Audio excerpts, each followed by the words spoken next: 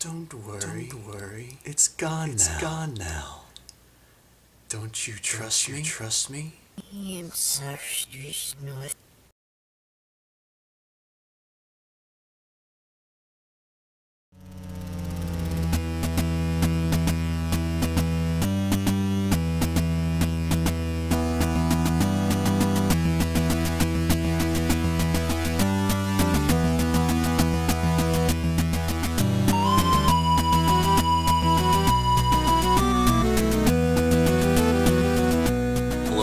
I'm Papa Ken, and welcome to episode 41 of Discovering Doctor Who.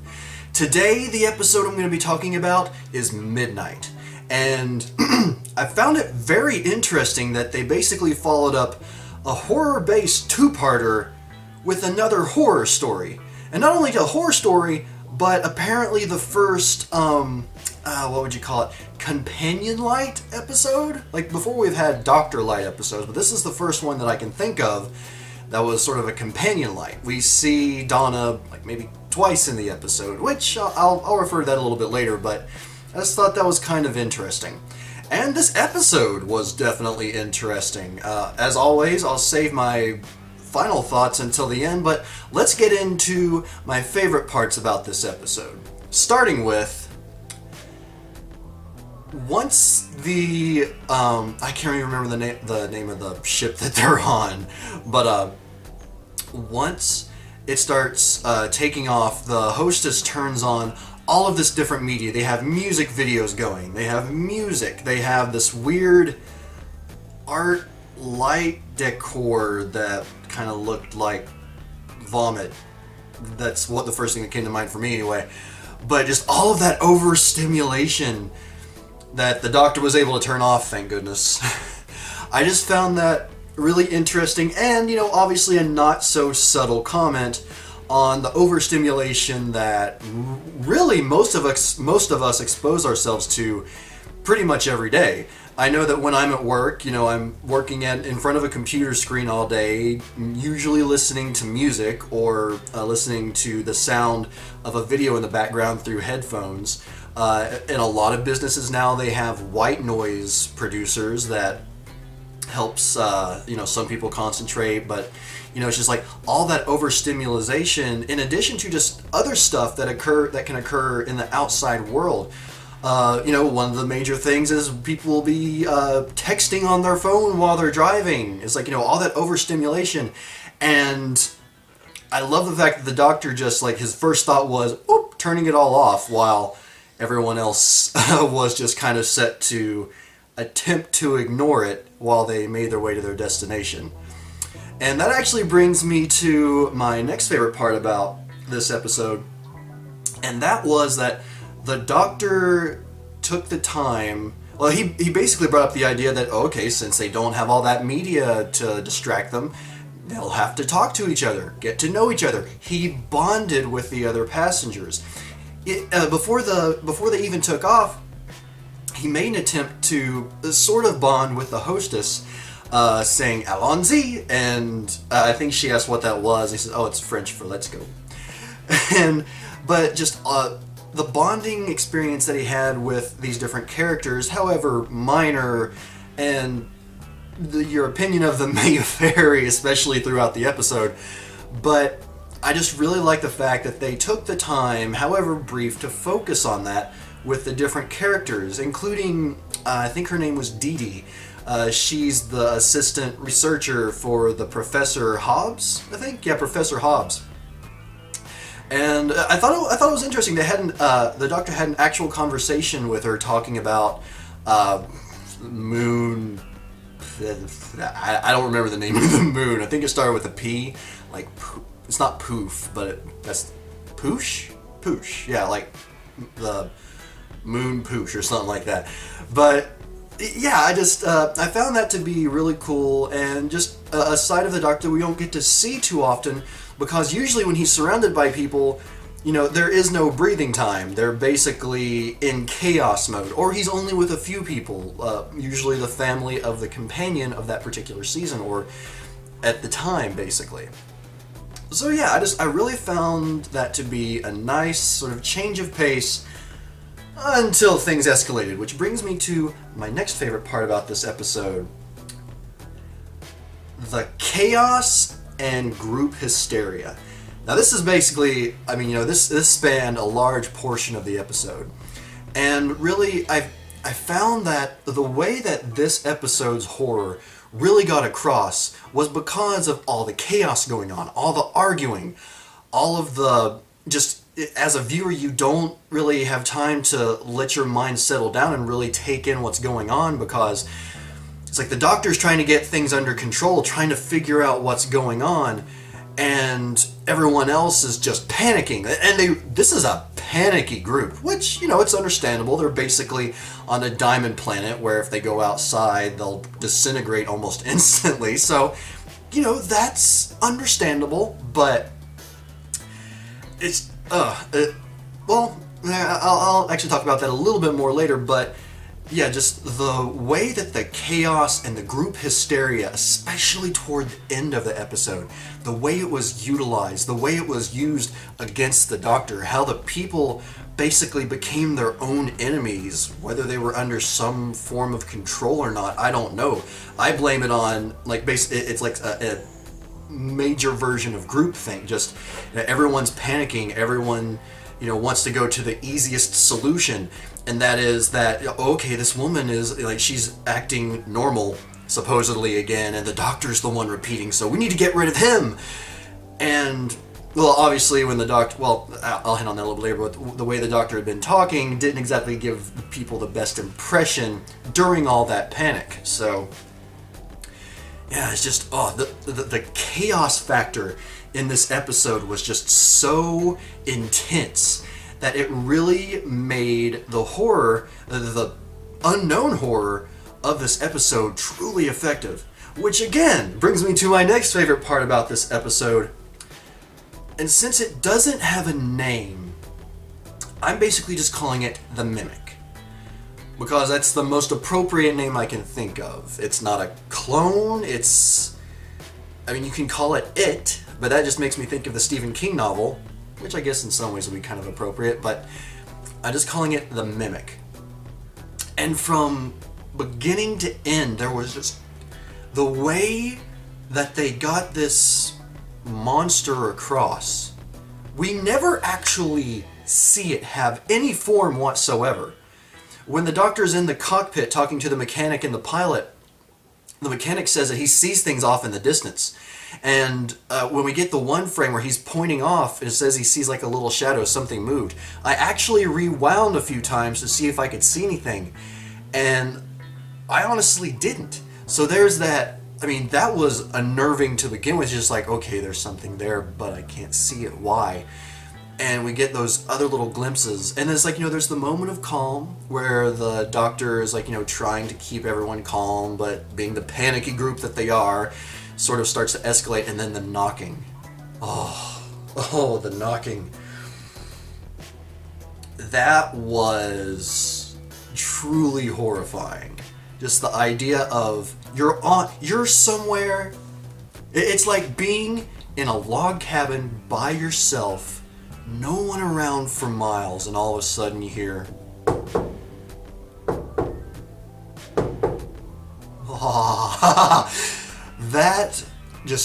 that moment right there, the first knock sent chills up my spine, and the way it just kept growing in intensity, and then when it started mimicking them, that just, it was so well done. And then the back and forth between, what was her name, Sky Silvestri, when she gets possessed, and the mimicking, the mocking of what they're saying. At first, it's like they'll say something, then she'll repeat it. They'll say it, she'll repeat it. And then saying things at the exact same time, all leading up to where the Doctor is the one basically caught in this paralysis. She's taken control of him, or it has taken control of him. And at that point, he's repeating everything she says, and she's stolen his voice. That was... I don't know whether this monster, this creature, will ever reappear again, but if it does, oh, they could do so many... I mean, it would definitely be an episode I would not want to watch in the dark. I'm thankful I had the lights on with this one because I don't even know what to say. It was just, that aspect of the horror was just so well executed, I can't say that enough. Now, my next favorite part about this episode was, well, the Doctor in general, but especially near the end, when everyone is panicking, and the Doctor, the Doctor basically points out, "Because I'm clever!" saying that he's basically above everyone else. Which, I mean, let's face it, he's a Time Lord, he is. But these people are scared, they have no idea what's going on. My phone's ringing, my wife is calling. Okay, where was I? I think I was talking about, yes, the Doctor. And just how it's like, you know, he points out that he's so clever. And obviously people aren't going to react very well to that, especially when they're in a high state of stress, feeling like they're being talked down upon. And given the situation, that's not really something that the Doctor can capitalize on. And then he admits that he is scared. He too is scared. And that comes out in the most amazing way. David Tennant, what he does through facial expression alone in this episode is phenomenal. Absolutely phenomenal. Because, I mean, at that point, it's like he's basically repeating everything that Skye is saying there near the end. And you can just see the fear and horror. It's like he, in most situations, even when the Doctor is not completely in control, he finds a way to get in control. This is a situation where he, if not for the Hostess, and, well, if not for Dee Dee pointing out what was going on, and not for the Hostess sacrificing herself, the Doctor would be dead. All of them would end up dead, but that was a situation that the Doctor could not talk himself out of, could not fight himself out of. It was just absolute horror and just true claustrophobia for him, I can only imagine. In fact, that's another aspect of this episode that was really effective. The claustrophobia, just being in that one area for so long in the episode. It basically sort of gives you, or gave me, cabin fever, as I'm sure those characters had as well, because they had been in there for several hours at least. Okay, now that brings us to my final favorite part about this episode, and it's after everything's gone down, the Hostess has sacrificed herself, Skye is gone, and they're waiting on the rescue, and the Doctor asks, did anyone know the Hostess's name? Because he had spent so much time getting to know these people, even getting to know the names of the mechanic and the pilot in the cockpit. But the woman that sacrificed herself, the woman that saved everyone, they didn't know her name. And I really like that part of the episode because on one hand, it's so sad to think that someone saved your life and you don't even know their name, and you'll never know their name possibly. But also, just it shows how much the Doctor really does care. Because he knew they were all frightened. He knew they were all scared. And there was nothing he could do about it. And I can only assume that in his mind, the least he could have done was to have known that woman's name. So yeah, that was another just really good part about this episode that I liked. Now, to talk about some of the negative aspects, the parts that annoyed me. And I'll admit there are only a few in this episode. I felt it was an overall rather strong episode, but a few things were very annoying for me. And let me know if you all agree or not on these points. The first of which, the other passengers. Now, I did like them. I enjoyed them overall as characters. I enjoyed getting to know them a little bit more. And their panic state is understandable. But the chaos that I mentioned loving before does reach a point, especially with certain characters, where I was watching the TV screen, and it went from just being in my brain to basically me just saying, "Would you people shut up?" It got to the point where it was just so frustrating that I wanted just all of them to shut up, whether it was the doctor, whether it was any of the people panicking. Just everyone was getting on my nerves at that point, which is the point. It's I can only assume that's the point. It's supposed to raise your tension.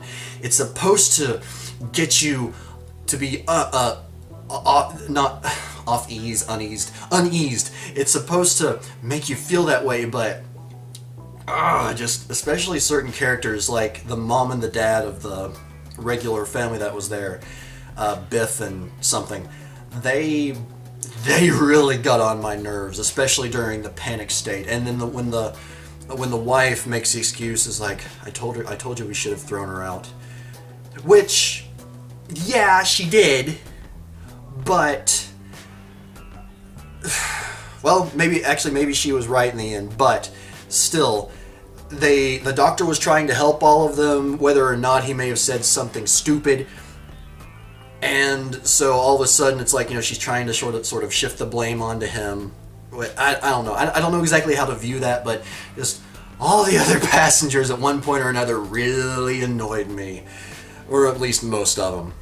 But my second annoyance about this episode was how the mimic gets in. Now I know that there's the one point it's going after Sky, somehow it's able to detect where she is, and then all of a sudden there's the little explosion that's assuming apparently the point where the cockpit gets ripped away, and there's a bulge in one of the doors. It's not busted open, there's just a bulge.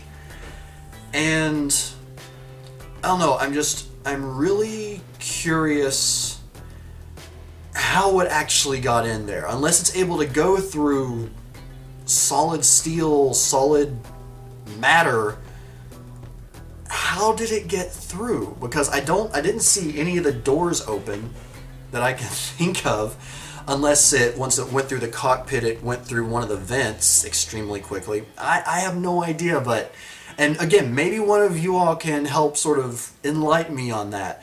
But that was just a big annoyance. It's like, okay, it's inside, obviously, but how did it get in? It is a creature. It's able to apparently form itself. It's not a certain thing, apparently, but how did it get in? That's my big question. How did it get in? But before I actually get into my question for the episode, time for the quote of the episode, and it's one that I felt brought some nice levity, gave me a good chuckle when all of this madness was going on. And it's when the Doctor and Sky, it's during the phase where she's saying everything at the exact same time. And the quote is this: "Oh, Doctor, you're so handsome." "Yes, I am, thank you."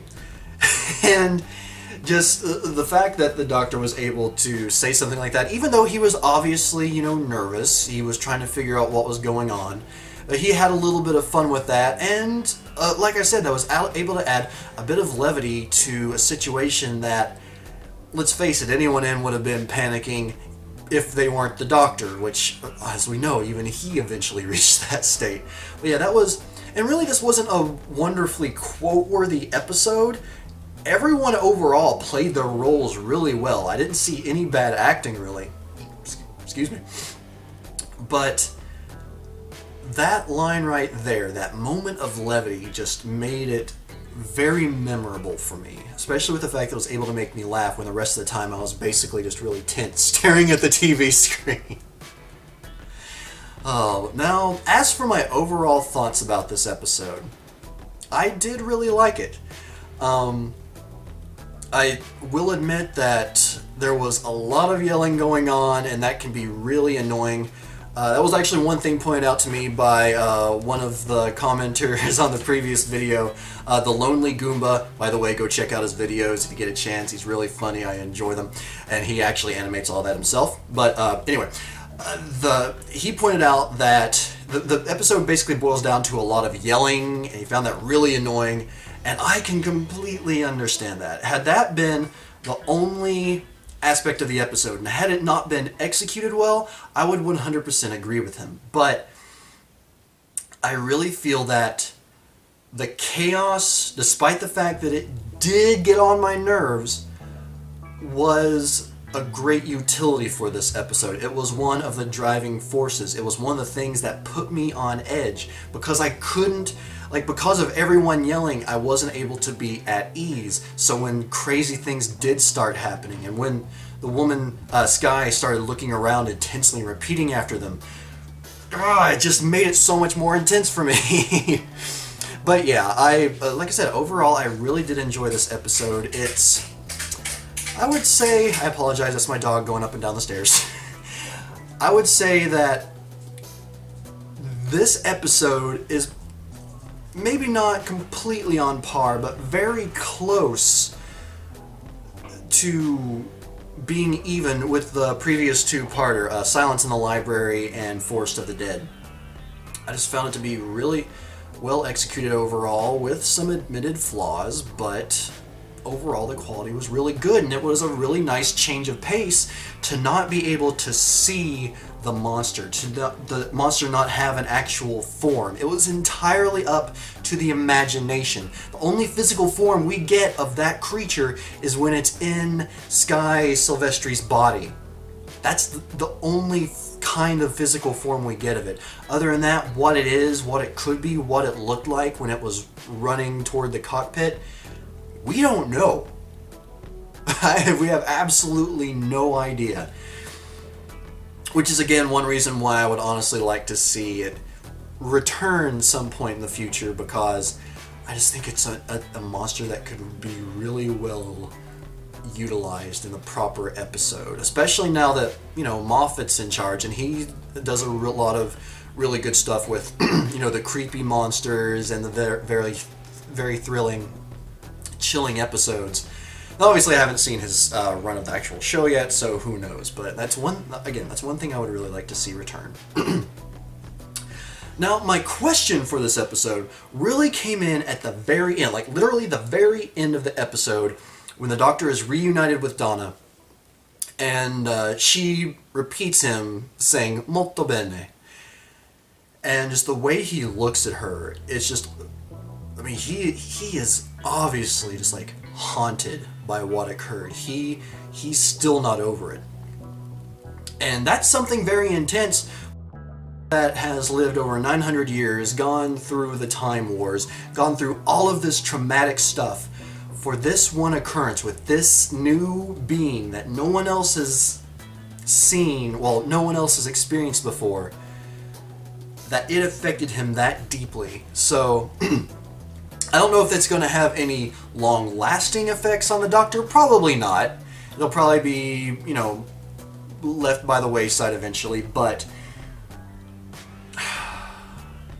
part of me wonders whether or not, if they do follow up on it at some point, or they continue that sort of mindset down the road, if he might not have a form of PTSD, post-traumatic stress.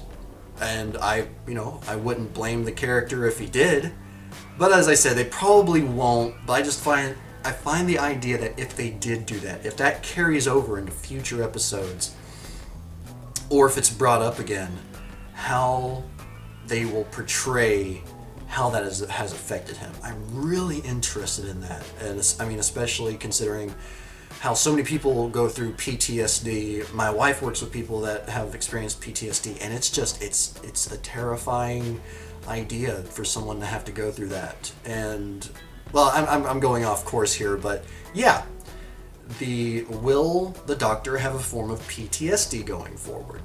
Be interested to see if that actually does come up. Now, moving on, everyone, it is time to move forward to the next episode, which is Turn Left, which, from what I hear, is apparently a Doctor Light episode, which is weird that they have a Donna Light and then a Doctor Light. But, yeah, it's basically a very Donna-focused episode, and I'm looking forward to seeing it. Just so you all know, next week, even though I've been doing 2 episodes a week for quite a while now, I'm going to lighten up on it just this next week, so next week there will only be one new Discovering Doctor Who. I'll try and get that out on Tuesday if I can. Stay tuned to my social media, either Facebook or Twitter, or just send me a message asking whether or not it's going to happen. I'll do like I said, I'll do my best to make sure that episode comes out on Tuesday, but we'll see, because there is actually something else I'm wanting to work on. I don't know if you all noticed or not, but someone's over 500 subscribers! So yeah, I'll be making a video having to do with that. So those of you that remember, I mentioned a little while back about a contest whenever we hit that. So yeah, that's one of the videos I'm actually planning on working on, starting to get together. And also, I am going to work on another little thing. I don't know if it's going to be a movie review or something else of that nature, but we'll see. Just everyone stay tuned for next week. Again, the upcoming episode will be Turn Left, or Left Turn? Turn Left, yeah. Everyone, thank you very much for joining me on this episode, and I will see you next time on the next Discovering Doctor Who. Allons-y!